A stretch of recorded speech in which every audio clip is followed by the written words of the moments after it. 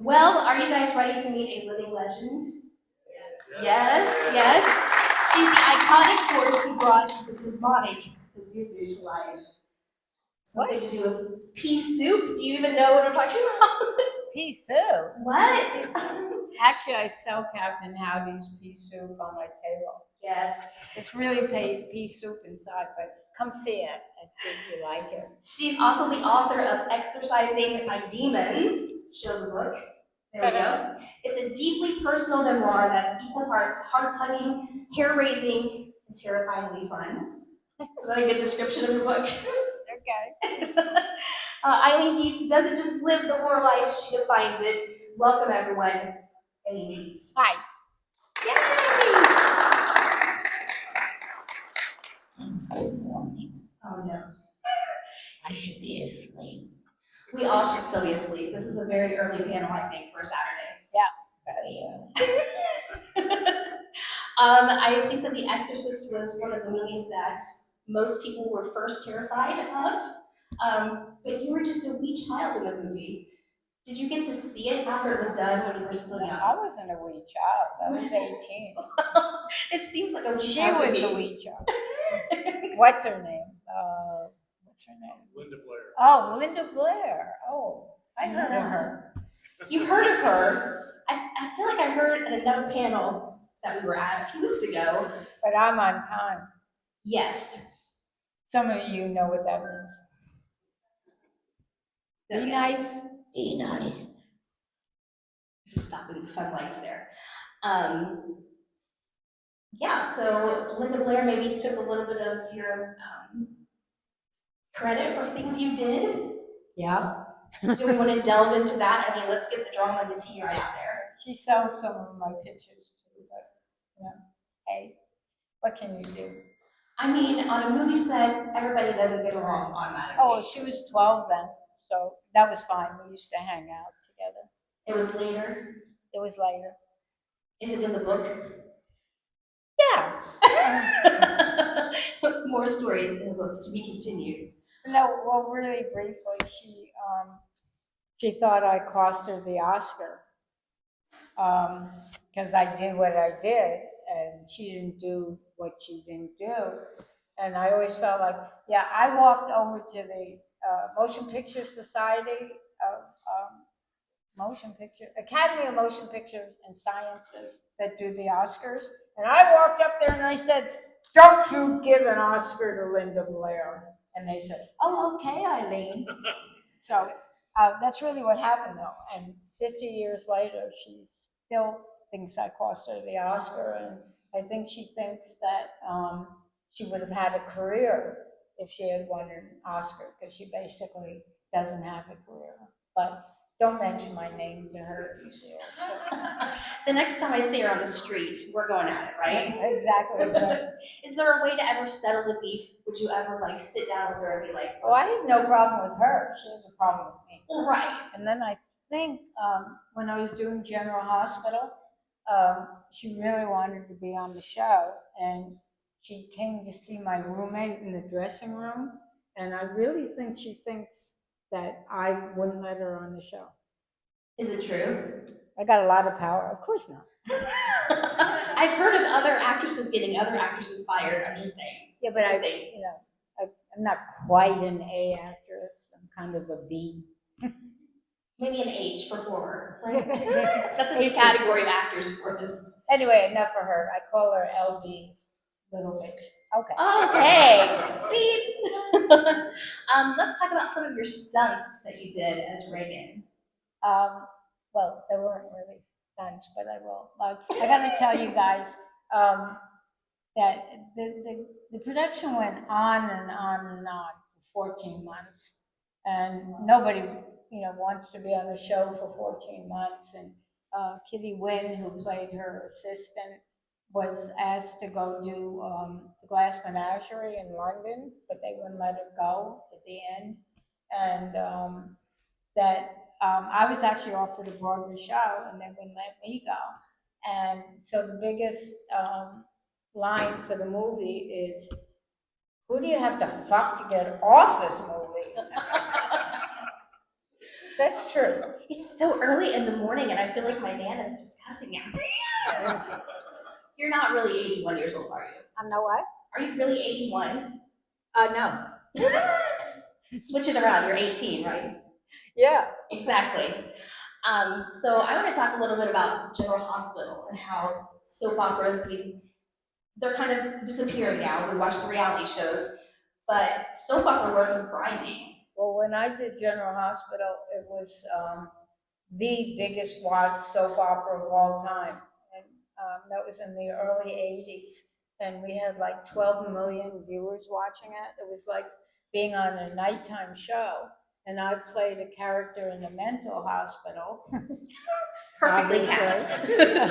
And it was really awesome because you couldn't walk anywhere without being recognized. And I thought that was kind of cool. And people call your character name because they didn't know your real name. And everybody in colleges, they arranged their classes around around General Hospital. And because we couldn't record things back then. We're just DVR it. But I mean, have you guys watched General Hospital? You're probably too young there, but Tony Geary and what's her name? They were the big stars of the show. Like Laura. Luke and Laura. Yeah, and Luke and Laura. I didn't know their real names either. Yeah, I can't. Jeannie Francis was the other one. But I was in the mental hospital in the room with a character named Heather. So we actually got the second most mail, and she was psychotic, and I was just crazy. So we got a lot of mail for the show. I loved it. I loved doing the show, and at that time we didn't charge for autographs. So I would do a lot of shows for charity, for emotionally disturbed children and stuff like that, because I wanted to give something back. But the funny thing about that is people would say, "How do you play a mental patient so well? Were you in a mental institution?" I seem to have led my life. I did Helter Skelter and just a whole bunch of things that has followed me around about being mentally or demonic or stuff like that, but I love doing that. So when you got fan mail, do you remember anything specifically that stands out that it was like, this is the weirdest letter ever? The weirdest what? Letter. Oh, that a fan has written to you back in the day. No. Did you get to keep them? Keep what? Your letters. My fan mail? Yeah. No, actually I never did. We didn't keep anything. Do you know how much that would be worth today? How about my original script for The Exorcist? I sell scripts, but doesn't have my acting notes in it. Or how about some prosthetics or eyes and stuff like that? But I'm not trying to auction you off here. Nobody had any idea that there would be conventions and stuff. Obviously, and we weren't actually allowed to take anything from the set. Even Dick Smith, the makeup guy, nobody could take pictures or anything. They kept that set really guarded, and it was the first time, I think, that they wouldn't let anybody on the set. No press, no nothing, and they kept it just really, really quiet. I have a couple pictures that I somehow snuck out of that, but you can take anything. Oh well. You have the memories, and again, in the book. Nice table anyway. I'd like to talk about some of the things in the book. I would love to hear some stories from the book. I think I love the ones that you can get now on Audible where you read them to me. Are you on Audible? Yeah, there's an audio book we have. Is that what you said? Yes. I did an audio book because this is all in first person. And if you come to my table, I can give you a thing that you can order the book. And of course, I sell the book. But I prefer to have the person read it to me. I've really gotten into that. Like, Jeremy Renner's telling me all about his life and how he survived. And I'm like, this is amazing. And now I get to hear your life story in your words. Well, in the first part of the book is all biographical. I didn't write it. A guy named Daniel Louvier wrote it. And he's an incredible writer. You'll you laugh, you cry, a lot. And the very first part of the book is about dreams. And if you have a dream of something you want to do, I mean, just do it. If you drop a dream, it breaks. And so that was my dream. And, if you want to be a makeup artist or a wardrobe person or even a parent, just dream your dream. And if people get really negative about it, I just stopped telling people, because here I was, 5 foot nothing. And I came after, there was Twiggy and stuff, but basically Jane Mansfield and Bridget Bardot, big women. And I said, I want to be an actress. And everyone went, yeah, right, And so I did anyway. So the first part of the book has all kinds of happy things and sad things. I went up to Michigan to do summer stock, and that was my first, incident. He brought me all the way out there because he wanted to do nasty things. And he took me into this room and started unbuttoning my blouse and tousling my hair and stuff. And he backed up to get a drink, and he almost put his eye out on the bookshelf and started screaming like a stuck pig, and the whole theater company at this came running in. Well, I looked like I was complicit in this, and actually Adrienne Barbeau was up there, which I didn't know at the time. So nobody talked to me, and then I ended up sharing a room with a little girl who was gay, and I found out I wasn't gay because she talked to me, and then he fired me. And the way Dan wrote this book was, I was going home from Michigan. I had told everybody I was going to be a big star, and what was I going to tell them? And then I looked down in my hand, and I had my union card. I was a professional actress, so that's how he kind of writes. But then the funny stuff, I tried to make my book funny instead of scary. And that was a very dark beginning, though. I'm going to tell you about the masturbation scene. You want to hear that? Yeah. Are you awake? Hello? Is everybody ready for that story? Yes. Okay. So the masturbation scene, we're starting to shoot it, and Billy Friedkin, of course, the director, he's going like this. And I'm thinking, that ain't gonna work. You gotta kind of go like that, right, girls? So he said, no, I want this. And the set photographer started taking pictures of him kind of jerking off. And he looks up, he jumps up, and grabs the camera, takes all the film out of the camera, throws it on the floor, and clears the set. Wow. It was amazing. We had, all kinds of fun things. You all know he used to shoot off guns when they all come in and they see the demon the first time. And Billy Friedkin decided to bring out like stale used meat and just used smelly meat. eggs and stuff like that. So people would react like that, but instead the crew got sick and they all had to go home. And when they did the gun, they shot the gun off. The first time they shot the gun off, everybody went, oh, what the fuck is that? And the second time it was like, oh, what was that? And the third time it was like, yeah, right. So those are some of the stories, but there's a whole book full about my one spiritual experience, which I'll tell you about. Most of you know that it was, the set was like 5 degrees, and it was very, very, very cold. And they had big air conditioners and that make the set cold. And they had to go on overnight. And as God is my witness, or what they say, hand to God, I was sitting there one day and I said, I can't do this today, because Billy Friedkin and Max von Sydow and all those people had wetsuits under their clothes or under their costumes, but we just had a nightgown on. And I said, I can't do this today, I'm just too cold. And the sprinkler system went off and went down the whole set, but they had to keep shooting it because they were so far behind and there's so much money. being spent. So if you watch the film again, there's like 4 or 5 frames where there's no vapor coming out of anybody's mouth. So that was my big spiritual experience. And then there's a whole lot of things in the book about that. So what made you want to start doing cons this time around? I'm sorry, say it again? What made you want to come out and meet the fans this time around?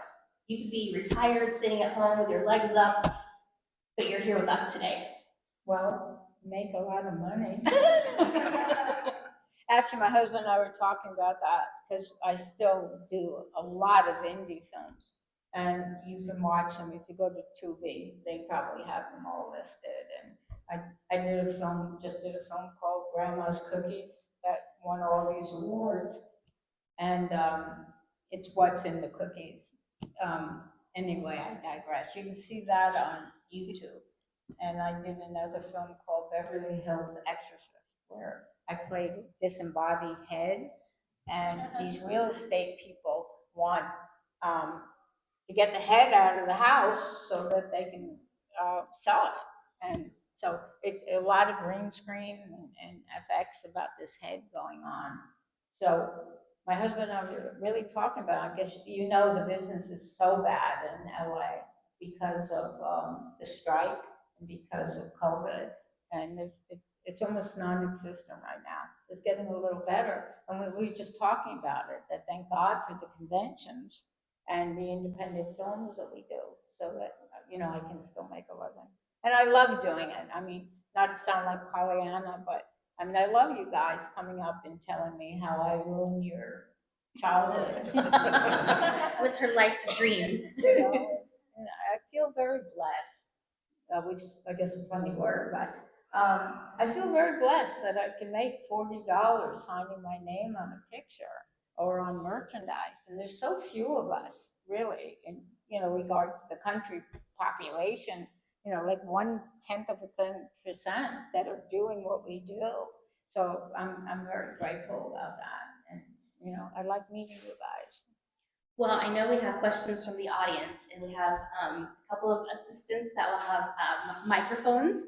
If anybody has a question for Eileen, just raise your hand. One in the front, Izzy. Come on up. We'll talk into theirs. Just get real close to it. The room is so vast. My question is just, did you and the other cast members have any idea how huge the movie was going to be? No, absolutely no. I mean, absolutely no idea at all that we thought, and that's why I don't have any credit in the film, because they told me, they said, we want everybody to think that this little 12-year-old girl did all the stuff in the movie, and yeah, that it would be scarier. So I thought, just a little horror film. It was the first big studio film that I ever did. And I was really excited. I mean, I had worked before that. I did PBS special, a couple soap, blah, blah, blah. So that was exciting, but, you know, we just thought, so I said, oh yeah, sure, you don't have to give me credit. And then as time went on, I realized I was originally signed just to do the masturbation scene. And then they liked what I did.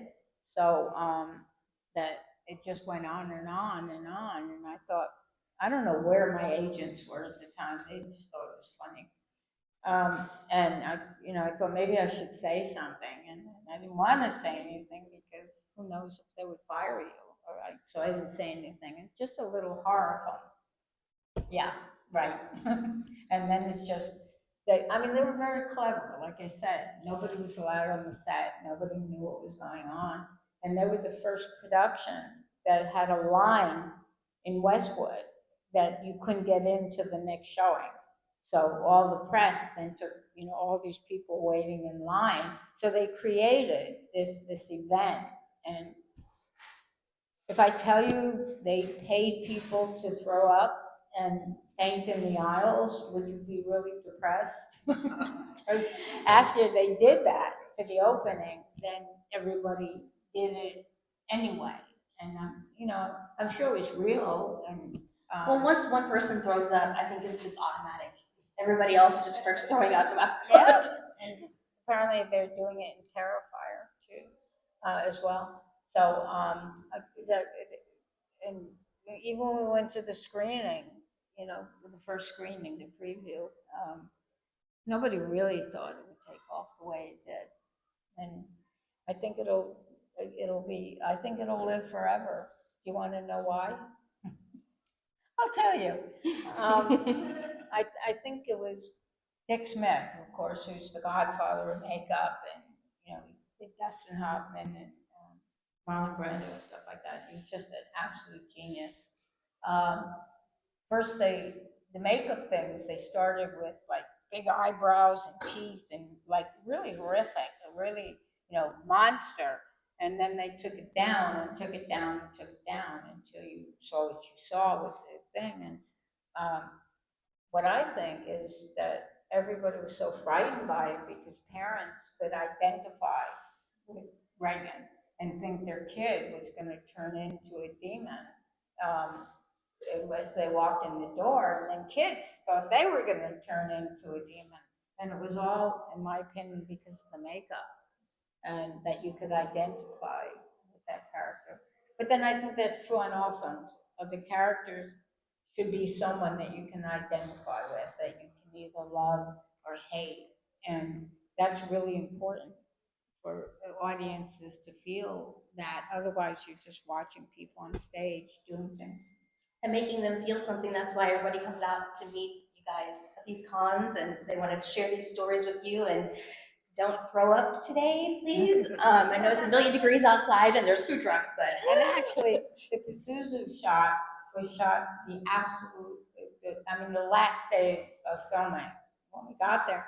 And I booked a commercial, and because I thought that it was going to be over. And the commercial people said, if you don't show up, we're going to report you to the Screen Actors Guild. And the Exorcist, of course, said, if you don't show up, we're going to report you. So I didn't know what to do, so I called the commercial people and I said, if I get there in the afternoon, will that be okay?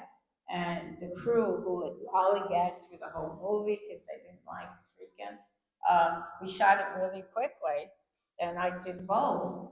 And thank God I was there and did the Pazuzu scene, because that's my living. And now it's become the icon of the whole film. And on the record album, it's all Pazuzu, and on their publicity and stuff.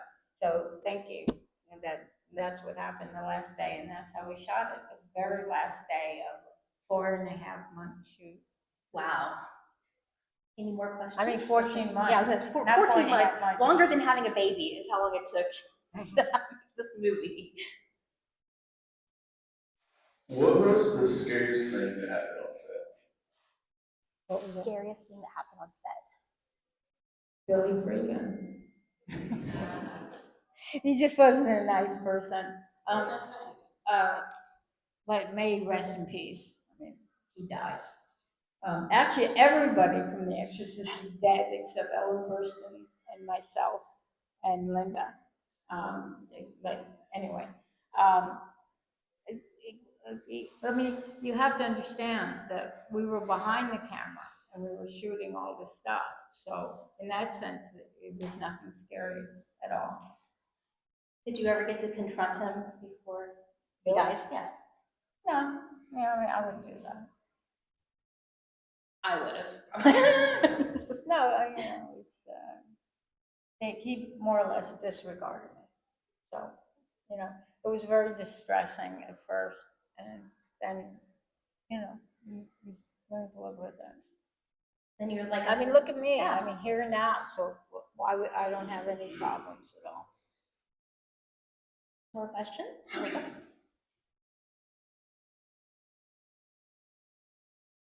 Obviously, aside from The Exorcist, what is your favorite horror movie, if you have one?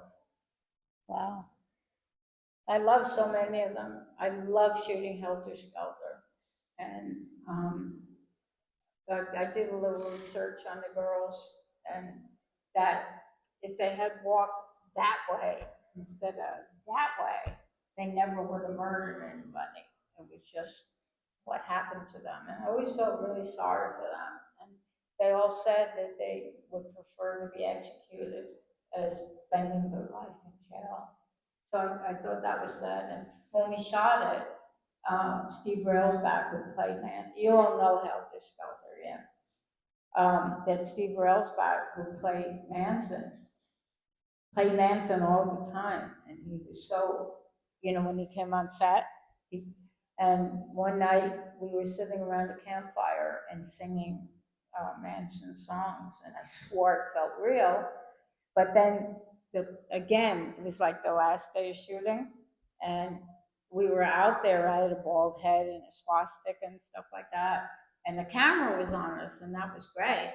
But when the camera went down the street, people started screaming at us, because especially California, that was a really big thing. So it was kind of a reality. But I also love shooting General Hospital, and other people would come up to me and go, "God, you have so much fun stuff to do," because I was kind of crazy and I was in love, not physically, but with Heather, and I carried a doll around with a gun in its head. So I love shooting General Hospital.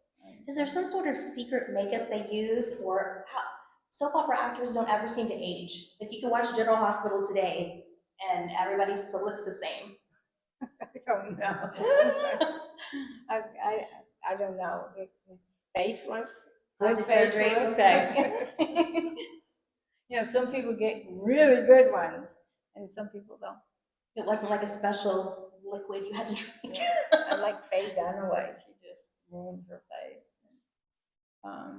So I don't know. Maybe it's what we do in our lives that we're happy. I think people stay younger when they're happy, or look younger when they're happy. I mean, I do. I'm not 81. I'm 90. No.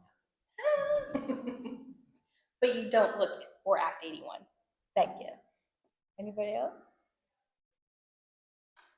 Okay, I just invite you to come see my table. I have a little store. So just about everything. And you've got pictures, you've got your book, you've got the pea soup. Yeah, I got the pea soup. I got these Pazuzu figures that you can't get anywhere else. They're just made for me. And he doesn't sell retail. He doesn't sell wholesale. He just makes them for me. And so they're kind of unique and collecting pieces. But just come to my table and you'll see for yourself. Is there any role in a modern horror film that you wish you could have been in? Terrifier. Yeah. And I know everybody, David. I was like, I think you could probably get a role in the next one. Art the Clown is a very good friend of mine.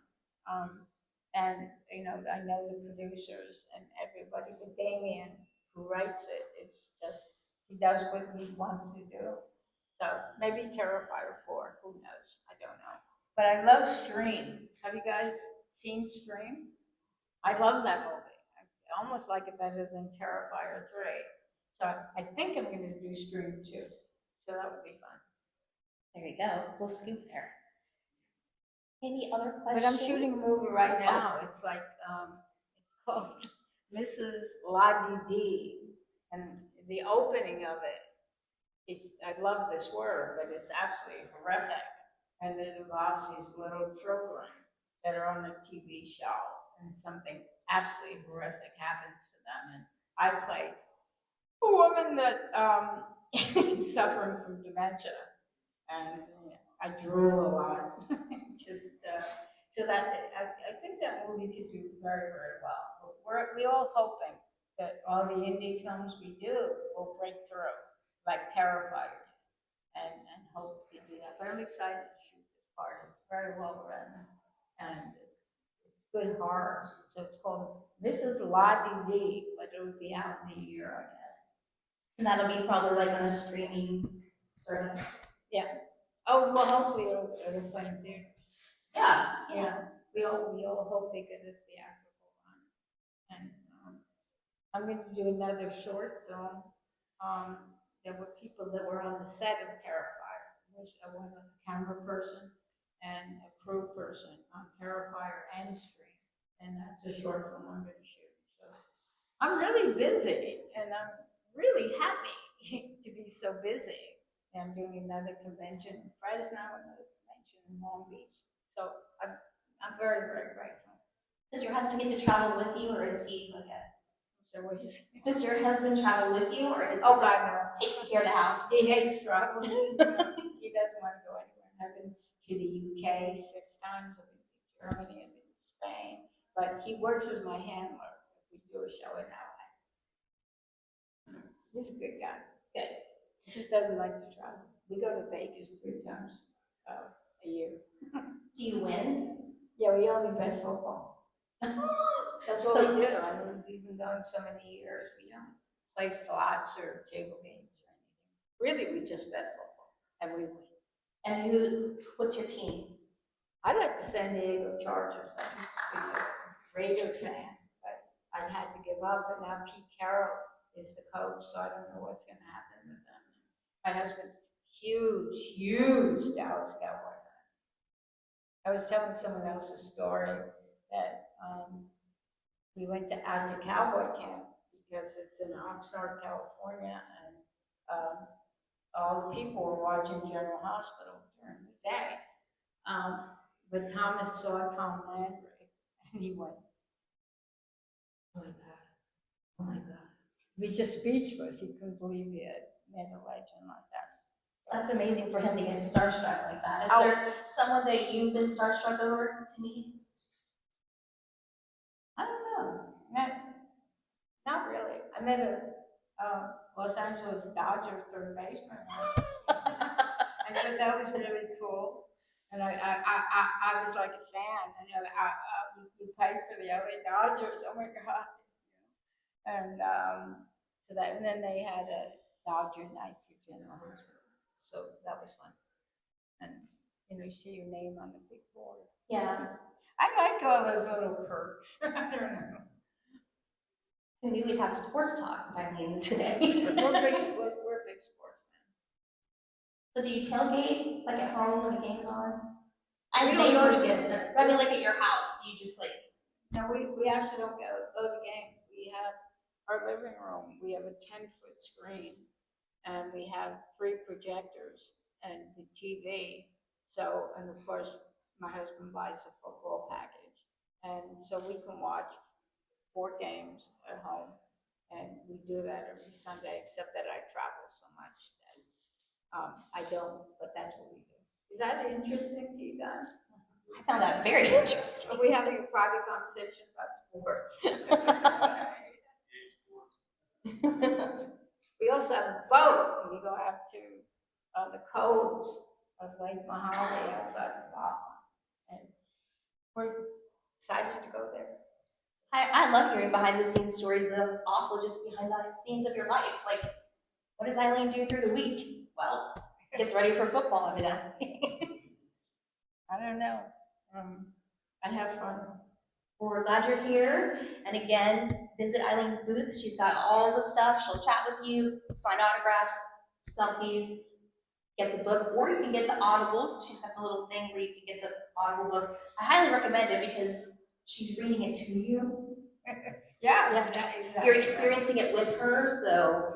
And there's a lot more funny things in the book that I told you about. Fun stuff. We can't give it all away. And we're doing a book fair in May. September in Maryland. So anyway, life is good. I can do it without Mike. You do the voice in the book? In the audio? Yeah, I do the narration. How do you do? It's all, the book is all first person. Did you do the voice Oh, in your audiobook? I'm not sure. I can't remember, but I do my voice for cameos. So quick thing, we worked on a movie together, but we worked on a movie, it happened to be my wife's birthday. So she did a birthday voice and had a demon and say happy birthday. So she is an awesome person. You did a demon voice for his wife for her birthday. Oh, When for he cameo? No, when we were on set. Oh, that's right. I Yeah. did. Yeah, he was on set of a movie I did. But when I do cameos, I always do, I use the mask, and I go, "Hi, I'm Eileen Dietz from The Exorcist, and I'd like you to meet my friend Pazuzu." Pazuzu say hello. What do you want? What are you busy doing, Pazuzu? Assessing people. What do you think? And, you know, I want you to wish so-and-so a happy birthday or happy Halloween and stuff like that. Do I have to? Yes, Pazuzu, you have to. So it goes on like that. But it's interesting. I don't think I used to voice people. Because, You had people like actually reach out to you to do special messages to somebody? yeah, that's how the cameos work. And I'm not nearly as expensive as most people. I think it's about $40 or $50, something like that. And, you know, they get special messages. Well, I keep getting 5 stars, so I guess people like it. You know, it's just a little edit thing to do. We'd like to take a group picture with everybody, so if everybody wants to stand up and turn around and face the wall, and we'll stand up. We're gonna take a group picture. Okay. Yep. Chase, if you can take it with your phone. That would be You look a lot awesome. better than this person.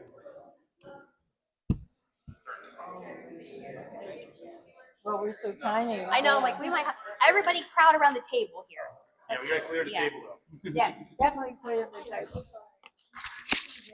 Short people up front, right? No, it's gravity, like gravity challenge. Scoot in like we love each other and everybody has deodorant on. Yep. No, you're good. Yeah, there you go.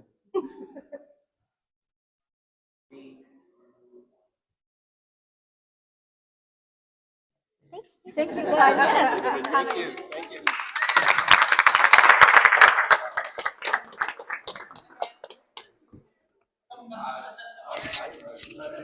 I asked a really